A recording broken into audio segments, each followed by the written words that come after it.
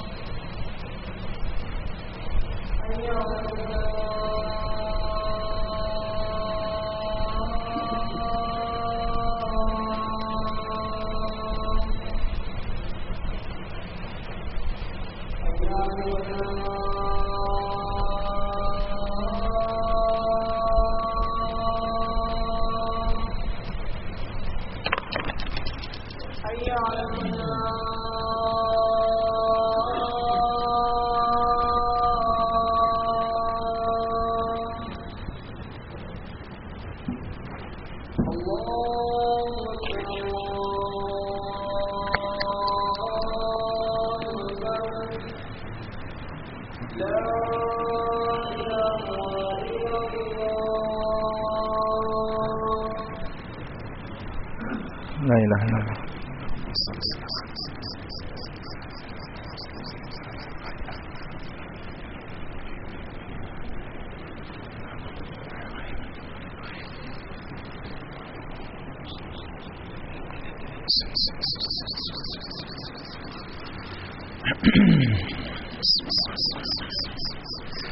إن الحمد لله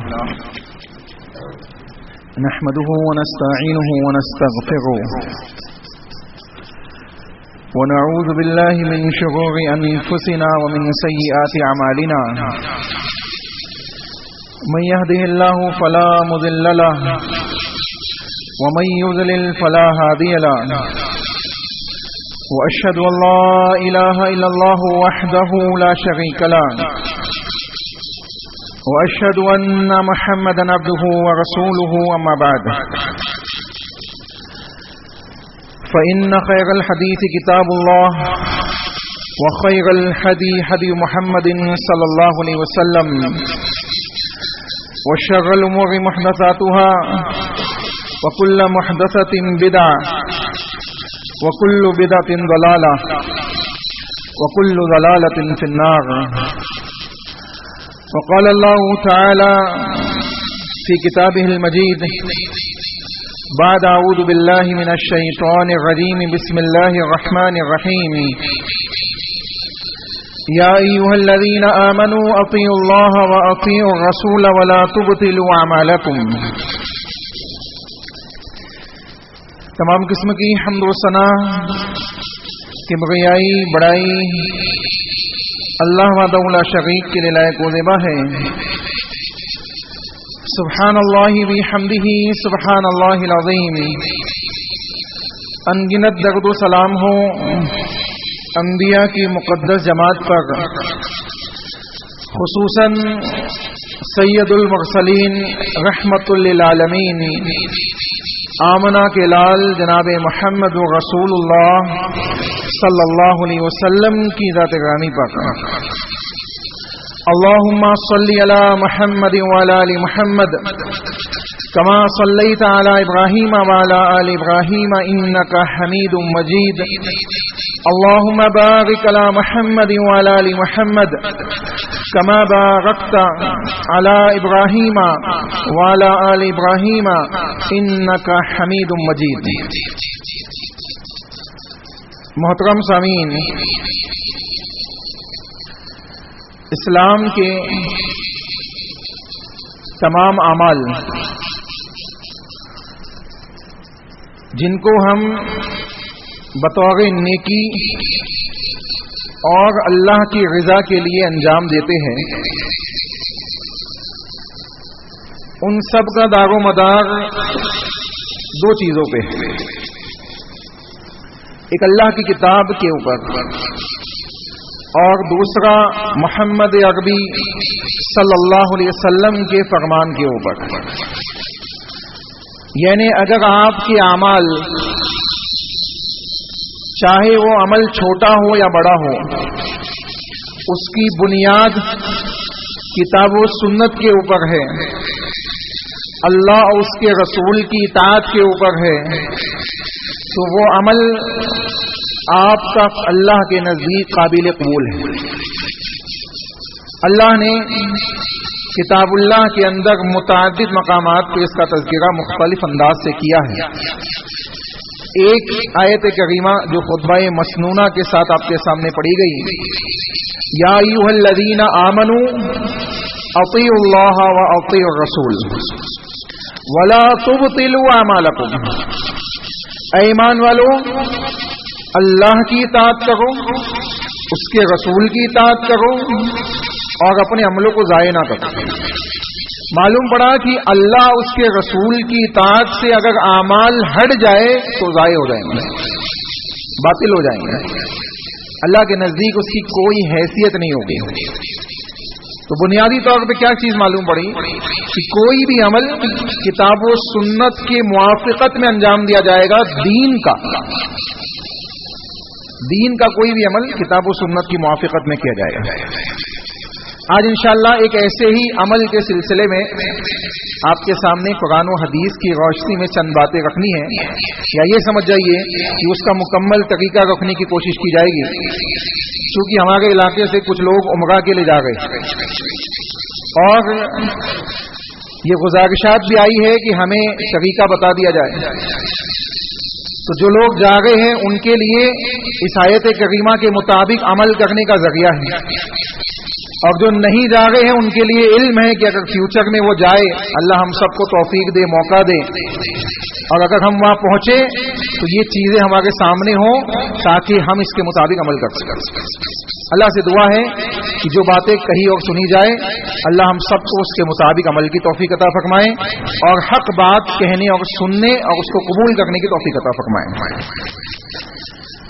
عمرہ اور دوسری عبادت اسی سے جڑی ہوئی ہے حج، جس کا تذکرہ اس سے پہلے جمعوں میں آپ کے سامنے آ چکا ہے، حج کا طریقہ اس کی ڈیٹیل آ چکی ہے۔ لیکن حج ایک مخصوص ایام، مخصوص دنوں کے اندر کیا جاتا ہے، مخصوص مہینے کے اندر کیا جاتا ہے۔ ہر مہینے میں حج نہیں کر سکتا انسان، اور اس مہینے کے اندر بھی مخصوص دنوں کے اندر حج کیا جاتا ہے۔ لیکن عمرہ ایک ایسی عبادت ہے کہ سال میں کبھی بھی کر سکتا ہے، زندگی میں کبھی بھی کر سکتا ہے، اور اس کی اہمیت اور فضیلت اس انداز سے ہم سمجھ لیں کہ رسول اکرم صلی اللہ علیہ وسلم نے بیان فرمایا، العمرۃ الی العمرۃ کفارۃ لما بینہما، یہ ایک عمرہ اور دوسرے عمرہ کے درمیان انسان سے جو خطا ہوتی ہے اللہ اس کو معاف کر دیتا ہے۔ یعنی انسان نے اگر عمرہ کے معاملات صحیح معنوں میں اس کے حقوق کو ادا کرتے ہوئے عمل میں لائے ہیں تو اللہ رب العالمین اس کے ماضی کے گناہوں کو معاف کر دے گا، سوائے حقوق العباد کے۔ تو معلوم کیا پڑا کہ گناہوں کی بخشش کے ذرائع میں سے ایک عمل ہے کعبۃ اللہ میں جا کر عمرہ کے فریضے کو انجام دیتا ہے۔ سب سے پہلی چیز، عمرہ کے اندر بہت زیادہ اعمال نہیں ہے، مختصر میں بنیادی طور پہ 4 چیزیں، بنیادی طور پہ کتنی چیزیں ہیں؟ 4 چیزیں۔ احرام کا باندھنا نیت کے ساتھ، طواف کرنا، سعی کرنا اور حلق کرنا، ان 4 اعمال کے ساتھ عمرہ ختم ہو جاتا ہے۔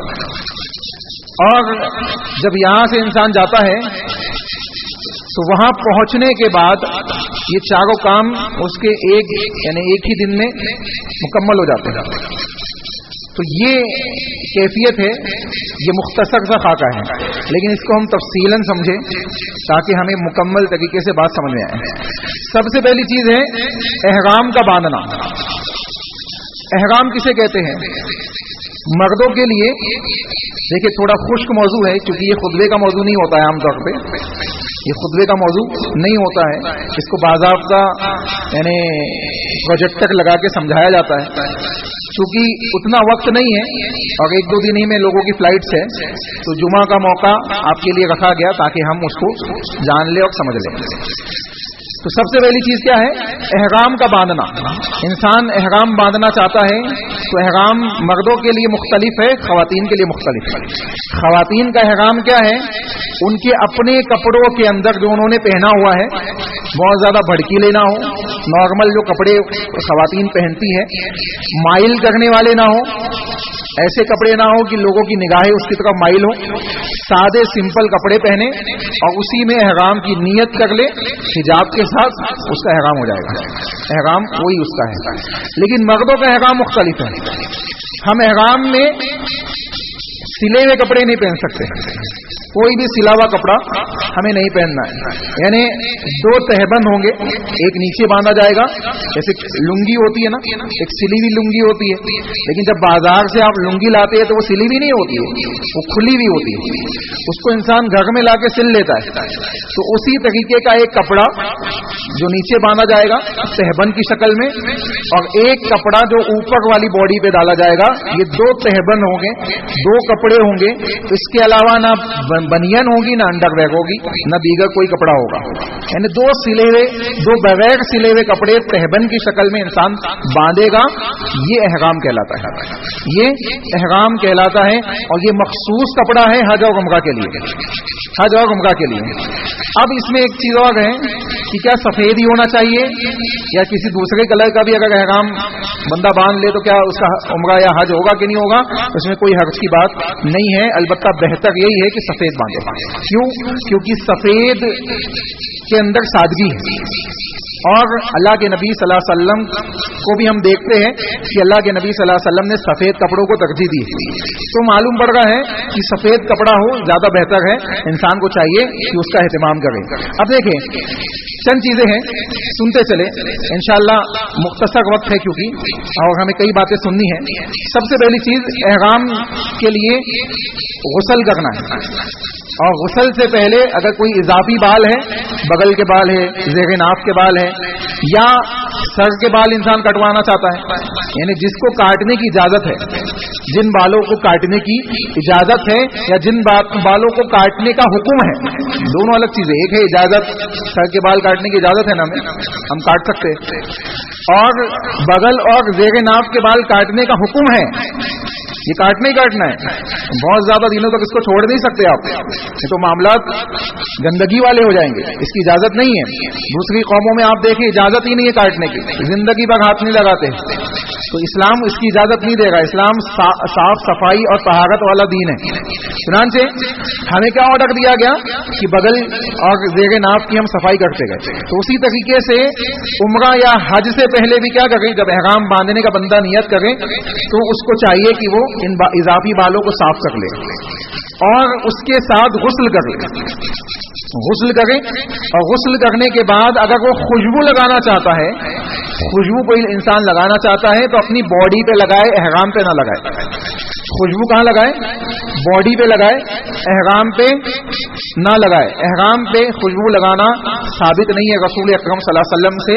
حضرت عائشہ رضی اللہ عنہا نے نبی اکرم صلی اللہ علیہ وسلم کے بدن پہ خوشبو لگائی ہے. چنانچہ اگر کوئی احرام باندھنے سے پہلے غسل کے بعد خوشبو لگائے تو کوئی حرج کی بات نہیں ہے. اب دیکھیں آپ نے غسل کر لیا، بال وغیرہ جو اضافی تھے اس کو کاٹ لیا، آپ نے غسل کیا، احرام باندھ لیا. احرام باندھ لیا. مرد نے دو تہبند اور خواتین اپنے ہی کپڑے کے اندر احرام وہ باندھ لے، اس کی نیت کر لے. ایک اور چیز یہاں سنتے چلے، ضمنی بات ہے. وہ کیا ہے کہ احرام کی حالت میں ٹخنے کھلے ہو، ٹخنے کھلے ہوں. اور کھلے ہونے کا مطلب یہ ہے کہ کپڑا ایسا، کپڑا تو عام دنوں میں بھی ہمیں ایسا ہی پہننا ہے جو ٹخنے سے اوپر ہونا چاہیے، لیکن یہاں کھلے رہنے کا ایک مطلب یہ ہے کہ جوتے بھی ایسے نہ ہو کہ جوتوں کی وجہ سے ڈھک جائے یا موزوں کی وجہ سے ڈھک جائے. تو معلوم پڑ رہا ہے کہ ایسی چپل ہو، ایسی چپل ہو جس میں ٹخنے واضح طور پہ کھلے ہوئے ہو، نہ نیچے سے ڈھکے ہوئے ہو اوپر کی جانب، نہ اوپر سے ڈھکے ہو نیچے کی جانب. ٹھیک ہے، تو یہ بنیادی چیز ہے احرام کے سلسلے میں. اب آئیے نیت. انسان نے احرام باندھ لیا. کوئی انسان یہیں سے جاتا ہے، ناگپور کے ایئرپورٹ سے اس کی فلائٹ ہے اور وہ جانا چاہتا ہے، تو ایک چیز تو یہ ہے کہ اس کو معلوم ہے کہ میری فلائٹ ہے 3 بجے کی، 4 بجے کی، ابھی 1 بج رہا ہے. یہیں سے ریڈی ہو کے یعنی نہا دھو کے فریش ہو کے چلا جائے. چاہے تو یہاں سے احرام باندھ لے یا وہاں جا کے احرام باندھ لے، ایئرپورٹ پہ جا کے احرام باندھ لے. ابھی احرام باندھا ہے تو یہ بھی ایک کپڑا ہے. یہ کیا ہے؟ ایک کپڑا ہے. کب تک؟ جب تک اس میں نیت نہ کر لے. جب تک اس میں نیت نہ کر لے. اور نیت کب ہوگی؟ نیت ہوگی میقات سے پہلے. رسول اکرم صلی اللہ علیہ وسلم نے 5 میقات بیان کیے ہیں. ان 5 میقات میں سے یلملم ہمارا میقات پڑتا ہے. تو جب ہم اس سے پہلے پہنچتے ہیں تو ایروپلین وغیرہ میں بھی اعلان ہوتے ہیں آج کل، وضاحت کے ساتھ بتا دیا جاتا ہے حاجیوں کو یا عمرہ کرنے جانے والوں کو کہ کیا ہے میقات آنے والا ہے. آپ کیا کیجئے؟ نیت کر لیجئے. آپ نیت کر لیجئے. اب نیت کسے کہتے ہیں؟ نیت کیا ہے؟ انما الاعمال بالنیات. تمام اعمال کا داغ و مداغ نیت پہ. نیت صحیح ہے تو عمل صحیح ہے، نیت صحیح نہیں ہے تو اعمال بھی گڑبڑ ہو جائیں گے، انسان کے اعمال بگڑ جائیں گے. چنانچہ سب سے پہلی چیز نیت دل کے ارادے کو کہتے ہیں. ہر عمل کے اندر دل کا ارادہ بنیادی نیت ہے. اور صرف یہ حج اور عمرہ ہی ایک ایسی عبادت ہے جس میں دل کے ساتھ زبان سے نیت کرنا بھی نبی سے ثابت ہے. تو جہاں نبی اکرم صلی اللہ علیہ وسلم سے زبان سے نیت کرنا ثابت ہے وہاں زبان سے بھی نیت کی جائے گی، دل کے ارادے کے ساتھ زبان سے ادا کیا جائے گا. اور جہاں نبی اکرم صلی اللہ علیہ وسلم سے زبان کی نیت ثابت نہیں ہے وہاں اپنی طرف سے زبانی الفاظ ایجاد کرنا یہ بدعت ہے. اس کی گنجائش دین کے اندر نہیں ہے. چنانچہ اللہ کے نبی محمد رسول اللہ صلی اللہ علیہ وسلم جب احرام باندھ لیتے تو میقات سے پہلے رسول اکرم صلی اللہ علیہ وسلم یہ الفاظ کے ساتھ نیت کرتے، اللہم لبیک عمرۃ، اے اللہ میں حاضر ہوں عمرے کے لیے. اے اللہ میں حاضر ہوں کس کے لیے؟ عمرے کے لیے. ایک اور حدیث سنیں، حضرت انس بن مالک بیان فرماتے ہیں قال سمعت النبی صلی اللہ علیہ وسلم یلبی بالحج والعمرۃ جميعا. میں نے نبی کو سنا کہ نبی نے حج اور عمرہ دونوں کا تلبیہ پڑھا ایک ساتھ. یعنی اللہ کے نبی نے ایک ہی حج کیا نا، اس ایک حج میں اللہ کے نبی نے دونوں تلبیہ ایک ساتھ پڑھا. کہا اللہم لبیک بالعمرۃ والحج، اے اللہ میں عمرہ اور حج کے لیے حاضر ہوں. تو معلوم پڑ رہا ہے کہ یہاں پہ حج اور عمرہ کے لیے دل اور زبان دونوں سے نیت کی جائے گی، دونوں سے نیت کی جائے گی.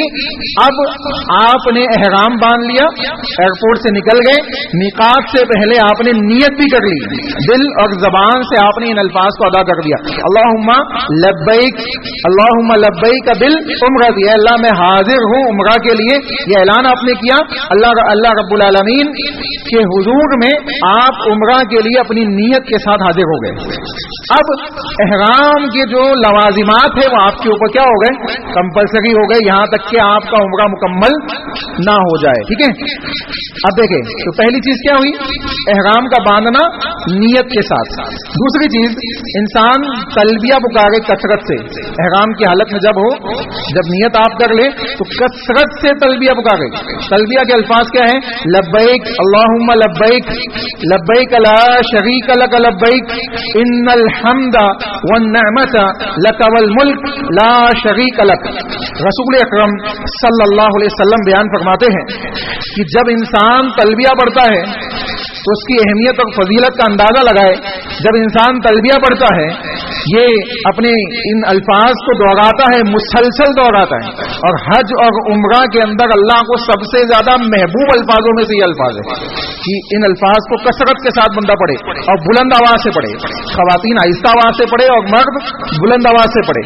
اب یہاں پہ ایک بات سمجھیں کہ یہ الفاظ جب بندہ پڑھتا ہے تو اللہ کے نبی صلی اللہ علیہ وسلم بیان کر رہے ہیں کہ اس کے آزو بازو آگے پیچھے درخت پتھر اور دیگر جو چیزیں ہوتی ہیں وہ سب اس کے ساتھ اللہ کی حمد و ثنا اور تلبیہ پڑھتی ہیں. یہ الفاظ دہراتی ہے، اللہ کی حمد و ثنا کو بیان کرتی ہے، اللہ کی تسبیحات کو بیان کرتی ہے. اور رسول اکرم صلی اللہ علیہ وسلم نے آگے بیان کیا اسی حدیث کے اندر کہ اس کا ثواب اللہ رب العالمین اس بندے کو دیتا ہے جو تلبیہ پڑھ رہا ہے. اللہ اکبر. اندازہ لگائے جتنی जितनी मखलूकात आजू बाजू से आपकी गुजर रही है, जो चीजें आपके आजू इर्द गिर्द है, वो सब अल्लाह के हुजूर में अल्लाह की हम्दो सना बयान कर रही है, और उनकी हम्दो सना बयान करने की वजह से अल्लाह सवाब किसको देगा? आपको देगा। तो मालूम पड़ा कि उम्रा की हालत में जब इंसान दाखिल हो जाए, एहराम बांध ले, तो उसको चाहिए कि वो कसरत से क्या करें? तलबिया पढ़े। अल्लाह के नबी सल्लल्लाहु अलैहि वसल्लम के सिलसिले में हजरत अब्दुल्लाह बिन उमर रज़ी अल्लाह अन्हु बयान फरमाते हैं, अन्ना तलबियत रसूलुल्लाह सल्लल्लाहु अलैहि वसल्लम, अल्लाह के नबी का तलबिया ये था, लब्बैक अल्लाहुम्मा लब्बैक लब्बैक ला शरीक लक लब्बैक इन्नल हम्दा वन निअमता लक वल मुल्क ला शरीक लक। आप देखें, अगर बुनियादी तौर पे तलबिया को आप देखें तो मुकम्मल तरीके से अल्लाह की वहदानियत, अल्लाह की तौहीद, शिर्क से इज्तिनाब का ऐलान, अल्लाह की हम्दो सना, अल्लाह की तस्बीहात और अल्लाह रब्बुल आलमीन के तन्हा तमाम कायनात और तमाम जहानों का रब और मालिक होने का ऐलान है। ये तमाम चीजें एक साथ समेट दी गई है। तो मालूम पड़ रहा है कि हज और उम्रा की बुनियाद ही तौहीद है। तो यहाँ पे एक और चीज सुनते चले, जो लोग उम्रा के लिए जा रहे हैं या हज के लिए जा रहे हैं या इस किस्म के दूसरे अमाल के लिए अपने घरों से निकल गए, यकीनन एक बड़ा मामला है।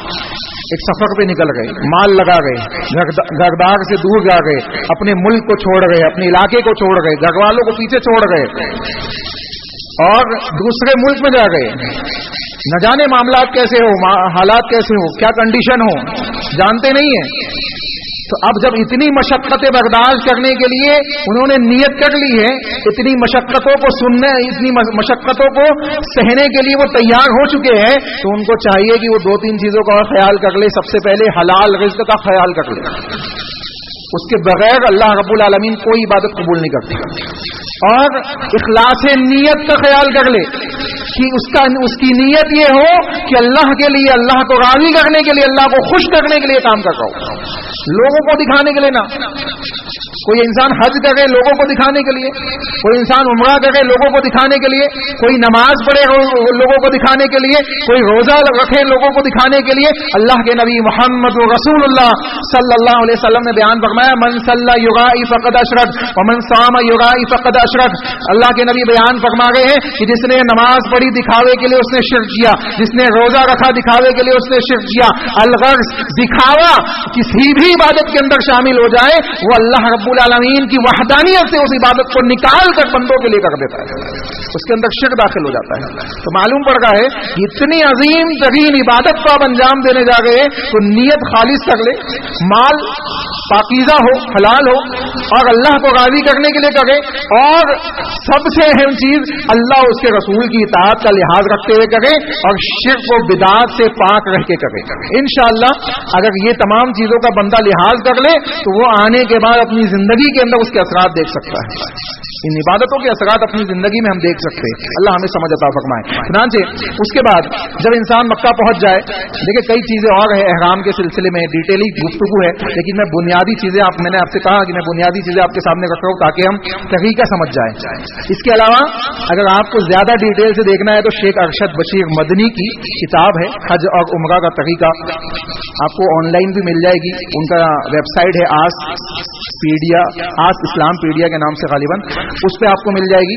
तो मालूम पड़ रहा है कि उसमें आप डिटेल से देख सकते हो, उसकी पीडीएफ वगैरह भी अवेलेबल है, पीडीएफ में भी मिल जाएगी और किताब भी है। जैसे ये किताब आप देख सकते हैं, ये किताब है हज और उम्रा के नाम से शेख अरशद बशीर मदनी की, बहुत अच्छी किताब है। मुख्तसर में क्या करना है क्या नहीं करना है उन्होंने बयान कर दिया है, और मुख्तलिफ लैंग्वेज एक साथ मौजूद है, उर्दू में भी है, रोमन इंग्लिश में भी है और इंग्लिश में भी है, और गालिबन हिंदी में भी, हिंदी में शायद नहीं है। तो ये तीन लैंग्वेज तो उसमें है, मौजूद है। तो मालूम पड़ रहा है कि इस किताब के अंदर हम डिटेल से गुफ्तगू उसमें देख सकते हैं, पढ़ सकते हैं। ठीक है, अब यहाँ पे दूसरा काम क्या करना है, हम यहाँ से निकल गए फ्लाइट से जद्दा या मक्का पहुंच गए, मक्का पहुंच गए, मक्का की आबादी जब दिखने लगती, जब मक्का की आबादी दिखने लगती तो रसूल अकरम सल्लल्लाहु अलैहि वसल्लम तलबिया पढ़ना बंद कर देते थे, तलबिया पढ़ना बंद कर देते थे। और दूसरी, बंद करने का मतलब ये नहीं है कि कोई फजूल गुफ्तगू करना है, हमारे यहाँ इंडियन पाकिस्तानियों के पास बहुत टाइम होता है, بہت ٹائم ہوتا ہے فضول کام کرنے کے، تو وہ کام نہیں کرنا ہے، فضول باتیں اپنی زبانوں سے نہیں نکالنی ہے، بلکہ انسان کیا کرے، دوسرے ذکر و اذکار کر لے، دوسرے ذکر و اذکار اپنی زبانوں پہ جاری کر دے۔ اب جب کعبۃ اللہ میں داخل ہو، مسجد حرام میں داخل ہو، تو سب سے پہلے مسجد میں داخل ہونے کی دعائیں پڑھے، جیسے اعوذ بکلمات اللہ والی دعا موجود ہے، یا اعوذ باللہ العظیم وبسلطانہ القدیم من الشیطان الرجیم بسم اللہ والصلاۃ والسلام علی رسول اللہ اللہم افتح لی ابواب رحمتک، اور سیدھا پہ رکھ کے داخل ہو مسجد حرام میں۔ کعبۃ اللہ کو دیکھے تو اس کو دیکھنے کے ساتھ ہمارے ہاں ایک کیفیت یہ ہے کہ بے دعائیں مانگنا چاہیے، تو کوئی حرج کی بات نہیں ہے۔ کعبۃ اللہ کو دیکھ کر بعض صحابہ سے دعا مانگنا بھی ثابت ہے، تو اگر کوئی دعا مانگ لے تو وہ بھی کوئی حرج کی بات نہیں ہے۔ یا ایک دعا غالباً اللہم انت السلام و منک السلام تبارکت حینا، اس قسم کی ایک دعا بھی موجود ہے جو آپ کو اس کتاب میں انشاءاللہ مل جائے گی۔ تو اب آپ کعبۃ اللہ پہنچ گئے، مسجد حرام میں آپ داخل ہو گئے، سب سے پہلا کام ایک اس شخص کے لیے جس نے عمرہ کا احرام باندھا ہے، سب سے پہلا کام کیا کرنا ہے؟ طواف۔ سب سے پہلا کام کعبۃ اللہ کا طواف کرنا ہے۔ طواف کے اندر 7 چکر ہوں گے، کتنے؟ 7 چکر لگائے گا۔ حجر اسود سے چکر سٹارٹ ہوگا، حجر اسود سے سٹارٹ ہوگا۔ دیکھیں 2 سائیڈ ہے، ایک حجر اسود سے آپ ایسا ٹرن لیں گے تو گیٹ والا سائیڈ ہے جو گیٹ کی طرف جاتا ہے، تو آپ کو حجر اسود سے گیٹ کی طرف سے لے کے حجر اسود پہ آپ جب واپس آئیں گے تو آپ کا ایک چکر مکمل ہو جائے گا، ایک چکر آپ کا مکمل ہو جائے گا۔ اور جو دوسرا سائیڈ ہے وہ رکن یمانی ہے، وہ کون سا ہے؟ رکن یمانی ہے۔ تو آپ دیکھیں سب سے پہلے حضرت عبداللہ بن عباس رضی اللہ عنہ بیان فرماتے ہیں، قال رسول اللہ، کہتے ہیں ان رسول اللہ صلی اللہ علیہ وسلم قال الطواف حول البیت مثل الصلاۃ۔ اچھا، طواف کے اندر ایک اور چیز کا خیال کریں، طواف جو ہے نماز کی طرح ہے۔ جیسے نماز کے لیے وضو کمپلسری ہے کہ نہیں؟ نماز کے لیے کیا ہے؟ وضو کمپلسری ہے۔ اسی طریقے سے طواف کے لیے بھی وضو کمپلسری ہے، وضو کمپلسری ہے طواف کے لیے، تو وضو ہونا ضروری ہے۔ وضو کر لے پہلے، طواف کرنے سے پہلے وضو کر لے، اور وضو کرنے کے ساتھ طواف کی ابتدا کریں حجر اسود سے، حجر اسود سے چکر لگائیں گے، حجر اسود پہ آپ آئیں گے تو آپ کا ایک چکر مکمل ہو جائے گا۔ سب سے پہلے جب آپ حجر اسود کی لائن میں آ جائیں تو اللہ اکبر یا بسم اللہ اللہ اکبر، یہ دونوں الفاظ ثابت ہیں۔ اگر چھونے کا موقع مل جائے تو چھو کے چوم لے، چھو کر چوم لے، یا ڈائریکٹلی بھی بندہ اس کو چوم سکتا ہے۔ حجر اسود کی کیفیت یہ ہے کہ گناہوں کو کھینچتا ہے۔ اللہ کے نبی نے بیان فرمایا کہ جب قیامت قائم ہوگی حشر کے میدان میں، اللہ رب العالمین اس پتھر کو آنکھیں دے گا، اس کو زبان دے گا، یہ بولے گا لوگوں کے سلسلے میں، گواہیاں دے گا لوگوں کے سلسلے میں۔ اب اندازہ لگائے، ایک طریقہ تو یہ ہے کہ چھوئے گا انسان تو چومے گا، چھو کے چومنا ثابت ہے، لیکن ہمارے ایک کیفیت یہ بھی، ہم دور سے اشارہ کرتے پھر چومتے ہیں۔ یہ دور سے اشارہ کرنے کے ساتھ چومنا ثابت نہیں ہے۔ دور سے اگر آپ اشارہ کر رہے ہیں تو بس بسم اللہ اللہ اکبر کہہ کے آپ طواف سٹارٹ کیجئے، آپ طواف سٹارٹ کیجئے، اور پہلا چکر حجر اسود سے لے کے حجر اسود پہ آ کے ختم ہو جائے گا، وہاں سے پھر دوسرا چکر سٹارٹ ہوگا۔ اسی طریقے سے آپ کو 7 چکر لگانے ہیں۔ اس میں دعائیں پڑھے، کتاب اللہ یاد ہے تو کتاب اللہ کی تلاوت کریں، یاد نہیں ہے کسی کے پاس قرآن ہے تو قرآن کو دیکھ کے بھی پڑھ سکتا ہے، البتہ اس بات کا خیال رکھے کہ قرآن کی بے ادبی نہ ہو، کسی بھی طریقے سے، کسی بھی طریقے سے قرآن کی بے ادبی نہ ہو۔ اگر بے ادبی ہونے کا خدشہ ہے تو بنا ہاتھ میں لیے جو یاد ہے وہ پڑھ لے۔ اس کے علاوہ ربنا آتنا فی الدنیا حسنہ وفی الآخرۃ حسنہ وقنا عذاب النار پڑھنا بھی نبی اکرم صلی اللہ علیہ وسلم سے کثرت سے ثابت ہے۔ حجر اسود کو چھو کر چومنا اللہ کے نبی سے ثابت ہے، اور رکن یمانی کو چھونا ثابت ہے، اس کو چومنا ثابت نہیں ہے۔ اسی طریقے سے حجر اسود اور دروازہ جو ہے کعبۃ اللہ کا دروازہ، ان کے درمیان کا جو حصہ ہے، یعنی یہ جو سائیڈ ہے، اس میں اپنے ہاتھوں کو اپنے سینے کو اور اپنے منہ کو لگا کر دعائیں مانگنا، گڑ گڑانا بھی نبی اکرم صلی اللہ علیہ وسلم ثابت ہے۔ چنانچہ اگر کسی کو موقع مل جائے جھگڑا نہ کرے۔ مسجد حرام کے اندر لوگوں کو دیکھا گیا ہے حجر اسود کو چومنے کے لیے جھگڑا کرتے ہیں، کعبۃ اللہ کو چھونے کے لیے جھگڑا کرتے ہیں، ایک دوسرے کو دھکا، ایک دوسرے کو مار پیٹ، نہ جانے کیا کیا کر لیتے ہیں۔ یہ جھگڑا کرنا حرام ہے، حرام ہے مسجد حرام کے اندر، یہ بڑا گناہ ہے۔ تو حجر اسود کو چھونا یا چومنا یہ سنت ہے، ایک سنت کو ادا کرنے کے لیے ایک حرام کام کرنا मुनासिब नहीं है। क्यों? क्योंकि नबी ने हमको दूसरा तरीका भी दिया है ना कि अगर भीड़ है, मुमकिन नहीं है वहां जाना, तो दूर से इशारा कर ले, दूर से इशारा कर ले और अल्लाह अकबर बोल के अपने तवाफ को स्टार्ट कर ले। तो इस तरीके से हम 7 चक्कर लगाएंगे, किताबुल्लाह की जो आयतें याद है वो पढ़ेंगे, जिक्र अज़कार करेंगे, रब्बना आतिना फिद दुनिया वाली दुआएं पढ़ेंगे, ये तमाम चीजें। इसके अलावा भी आप जो दुआ मांगना चाहते हैं मांग सकते हैं। अब सवाल ये है कि नमाज में हम बात नहीं करते, नमाज में बात कर सकते नहीं कर सकते ना, तो क्या तवाफ के दरमियान हम बात कर सकते हैं? देखिए अल्लाह के नबी की इस हदीस को मुकम्मल सुने। अब्दुल्लाह बिन अब्बास कहते हैं अल्लाह के नबी ने कहा तवाफ हौलुल बैती मिस्लु सलाह, काबतुल्लाह का तवाफ करना नमाज की तरह है, इल्ला अन्नकुम ततकल्लमून फीही, सिवाय इसके कि तुम उसमें बात कर सकते हो। अल्लाह के नबी ने क्या कहा कि तुम उसमें बात कर सकते हो। फमन तकल्लमा, लेकिन जो बात करे वो सुने। एक तो बात नहीं करना चाहिए, बुनियादी चीज क्या है कि बात नहीं करना चाहिए। लेकिन अगर ये बताने का मकसद क्या है कि अगर कोई आपके सामने बात आई है कि भाई नमाज की तरह है, नमाज में बात नहीं कर सकते, अगर कोई काबतुल्लाह के तवाफ में बात कर ले तो क्या उसका तवाफ हुआ कि नहीं हुआ? बातिल तो नहीं हो गई इबादत? तो ये सवाल आने से पहले हमें इल्म होना चाहिए कि बातिल नहीं हुई, लेकिन बात करने से बचना चाहिए। क्यों? क्योंकि अल्लाह के नबी ने आगे क्या कहा सुने। अल्लाह के नबी ने कहा फमन तकल्लमा, जो बात करता है फीही तवाफ के दरमियान, फला यतकल्लमन्ना इल्ला बिखैर, उसको चाहिए कि वो बात ना करे सिवाय भलाई के, यानी कोई भलाई की बात हो तो ही करे, कोई भलाई की बात हो तो कर ले, उसके अलावा ना करे। अब अगर कोई गलत कर रहा है तो उसको बताने के लिए आप बात कर ले कि भाई आपका ये अमल ऐसा नहीं ऐसा होना चाहिए, भलाई की बात, रहनुमाई करने की बात। या अपने साथ में जो लोग हैं उनको आप तलकीन कर रहे हैं कि आप दुआ पढ़िए, रब्बना आतिना पढ़िए, हाँ आप ये दुआ पढ़िए, आप ये चलते हुए पढ़िए, आपको ये ऐसा करना है, आपको मालूम है, आप गाइड कर रहे, तो ये भी खैर वाला मामला है, ये भी खैर वाला मामला है। तो इस किस्म का कोई मामला है या कोई बोल ले तो कोई हर्ज की बात नहीं है, ठीक है। तो मालूम क्या पड़ा कि हजरे की काबतुल्लाह का तवाफ वजू के साथ किया जाएगा, 7 चक्कर लगाए जाएंगे, हजरे अस्वद से बिस्मिल्लाह अल्लाहु अकबर कह के स्टार्ट किया जाएगा, मौका मिले तो छुआ जाएगा, चूमा जाएगा, नहीं मिले तो दूर से इशारा करके इस तरीके से हम 7 चक्कर मुकम्मल करेंगे। स्टार्ट हजरे अस्वद से होगा, 1 चक्कर आके हजरे अस्वद पे खत्म होगा और उसी तरीके से 7 चक्कर लगाए जाएंगे। अब आपने तवाफ मुकम्मल कर लिया, उसके बाद अल्लाह रब्बुल आलमीन ने किताबुल्लाह के अंदर बयान फरमाया वत्तखिदू मिन मकाम इब्राहीम मुसल्ला, लोगों मकाम इब्राहीम को मुसल्ला बना लो। हजरत इब्राहीम अलैहिस्सलाम के जो कदमों के निशान वहां मौजूद है, इस सिलसिले में एक बात समझ ले, बहुत से लोग वहां जाके पेशानी लगाते हैं, उसको जाके चूमते हैं, उसको जाके हाथ लगाते हैं और दीगर काम करते हैं। ऐसा कोई अमल नबी अकरम सल्लल्लाहु अलैहि वसल्लम और सहाबा से हमें नहीं मिलता है। खुसूसन पेशानी लगाना तो शिर्क हो जाएगा, पेशानी लगाए कोई चूमे उसको तो वो शिरकिया काम में दाखिल हो जाएगा। क्यों? क्योंकि कदम के निशान है। इसका मतलब ये हुआ कि आप अल्लाह के अलावा अपनी पेशानी दूसरे के कदमों में झुका गए, ये कैफियत हो जाएगी, तो ये खतन जायज नहीं है। उसको देख सकते आप, अगर कोई हाथ लगा ले तो भी गुंजाइश है, लेकिन हाथ एक तो छूने वाला होता है, हमारे गैर मुस्लिमों चलता है, तो वो तशबीह अगर हो गई है तो ना छुए, दूर से देखें।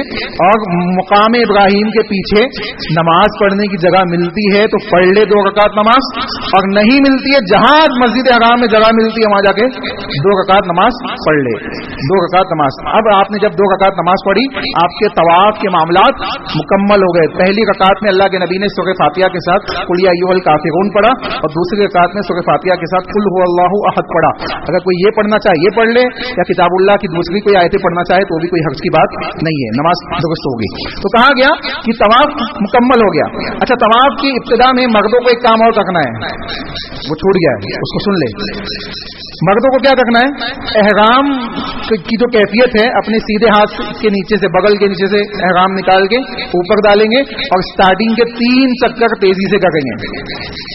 खवातीन नहीं करेंगे, मर्द स्टार्टिंग के 3 चक्कर तेजी से करेंगे, काबतुल्लाह के तवाफ के 3 चक्कर तेजी से करेंगे, उसके बाद के 4 चक्कर नॉर्मल स्पीड से करेंगे। अब जब तवाफ हो जाए तो फिर आप अपने दोनों कांधों पे उसको डाल सकते हैं, दोनों कांधों पे डाल के नमाज पढ़ेंगे।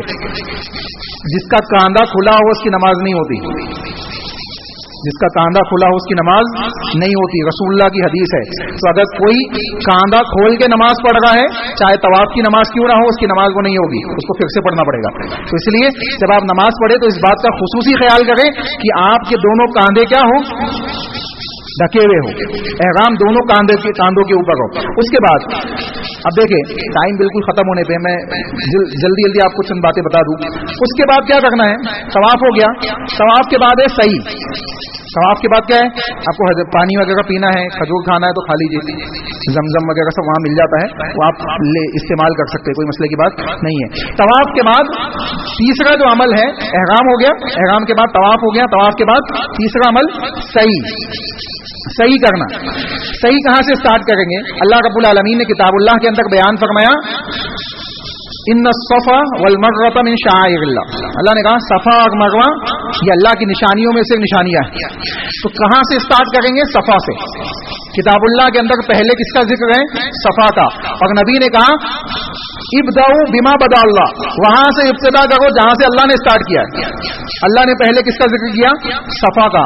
تو اگر کوئی مروہ پہاڑی کی طرف سے آیا ہے تو اس کا وہ چکر نہیں مانا جائے گا، اس کو صفا پہ آ کے سٹارٹ کرنا ہے. صفا پہاڑی پہ آپ چڑھ گئے، چڑھنے کے بعد کیا کرنا ہے سنیں.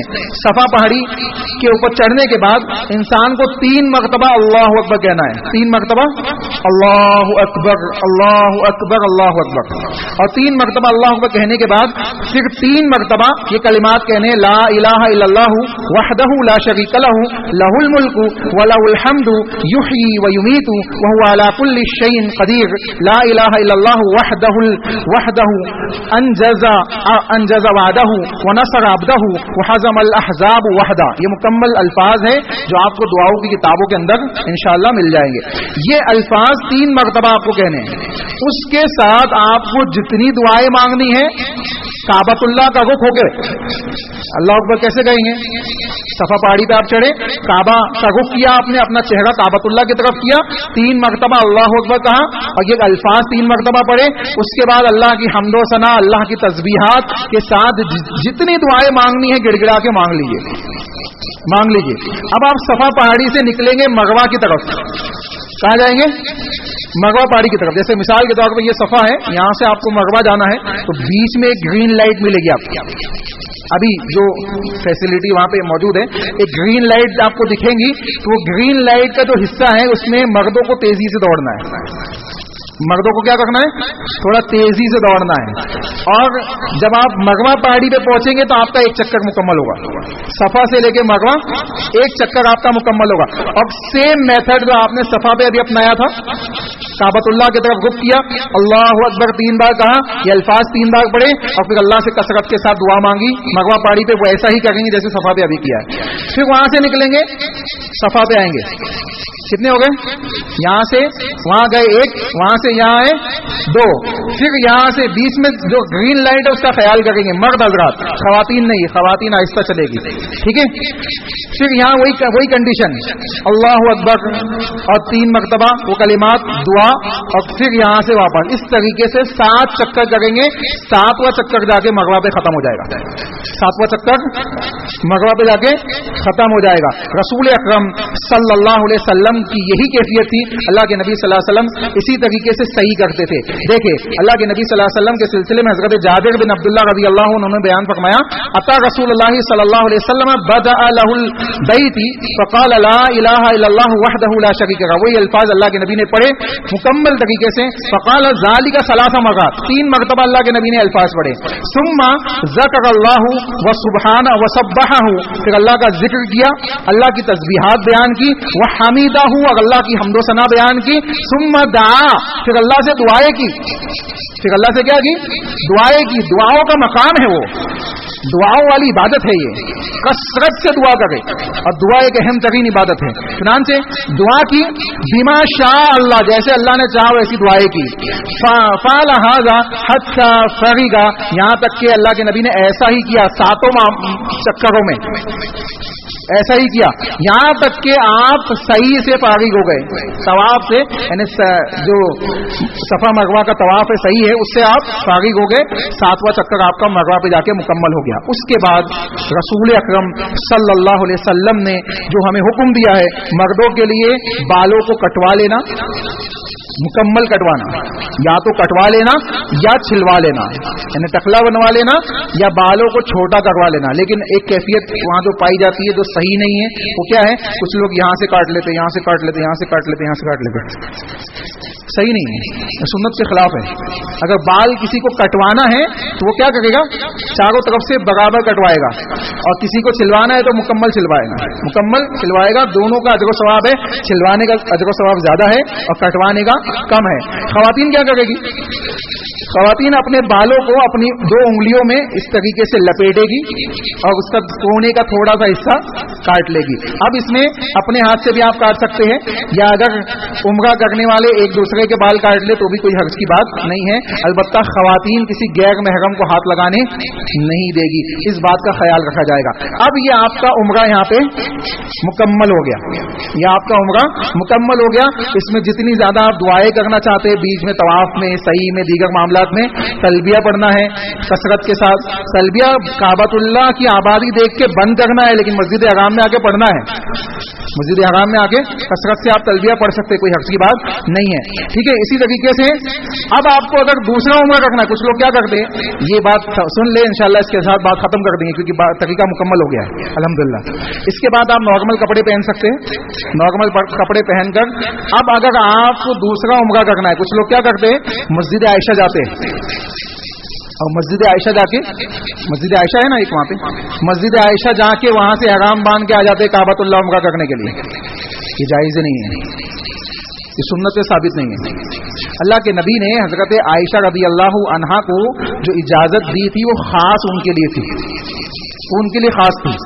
اگر ان کے لیے خاص نہیں ہوتی تو اس کے بعد بھی صحابہ سے وہ عمل ثابت ہوتا، صحابہ یا صحابیات اس عمل کو عمل میں لاتے، مسجد عائشہ جا کے وہ بھی عمرہ کر لیتے، لیکن کسی بھی صحابہ سے یا صحابیات سے ایسا عمل ہمیں نہیں ملتا ہے۔ تو اب کیا کرنا ہے، آپ کو میقات جانا پڑے گا، یا تو مدینہ جا کے، میقات ہے مدینہ، وہاں جا کے واپس آئے، یا آس پاس کے جو کم سے کم جو سب سے نزدیک میقات ہے وہ 75 کلومیٹر کے آس پاس، وہاں جانا پڑے گا آپ کو، وہاں جا کے احرام باندھنا پڑے گا، اور وہی پوری کنڈیشن جو ابھی آپ کو بتائی گئی اس کو عمل میں لانا پڑے گا، تب جا کے آپ کا دوسرا عمرہ ہوگا۔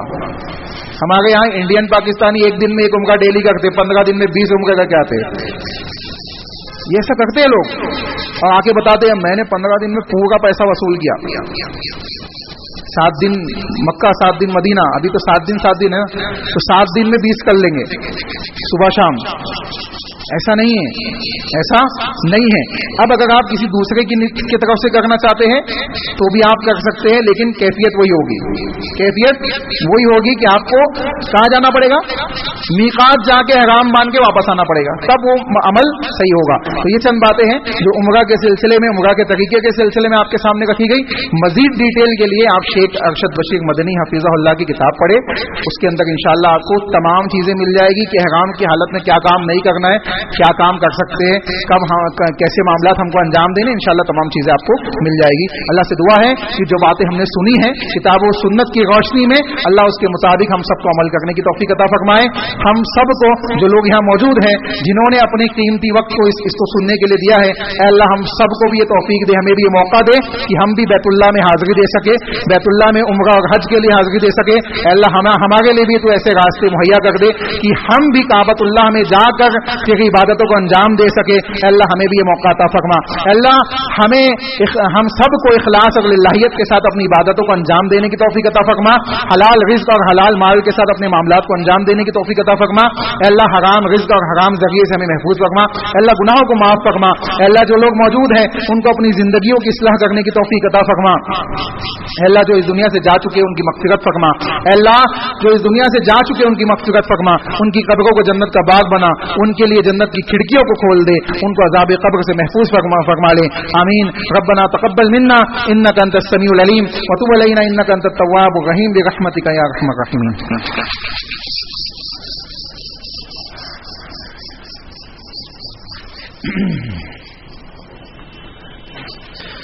إن الحمد لله نحمده ونستعينه ونستغفره ونعوذ بالله من شرور أنفسنا ومن سيئات أعمالنا من يهده الله فلا مضل له ومن يضلل فلا هادي له وأشهد أن لا إله إلا الله وحده لا شريك له وأشهد أن محمدا عبده ورسوله أما بعد فأعوذ بالله من الشيطان الرجيم بسم الله الرحمن الرحيم إن الله وملائكته يصلون على النبي يا أيها الذين آمنوا صلوا عليه وسلموا تسليما اللهم صل على محمد وعلى آل محمد كما صليت على إبراهيم وعلى آل إبراهيم إنك حميد مجيد اللهم بارك على محمد وعلى آل محمد كما باركت على إبراهيم وعلى آل إبراهيم إنك حميد مجيد عباد الله رحمكم الله إن الله يأمر بالعدل والإحسان وإيتاء ذي القربى وينهى عن الفحشاء والمنكر والبغي يعظكم لعلكم تذكرون قوموا إلى الصلاة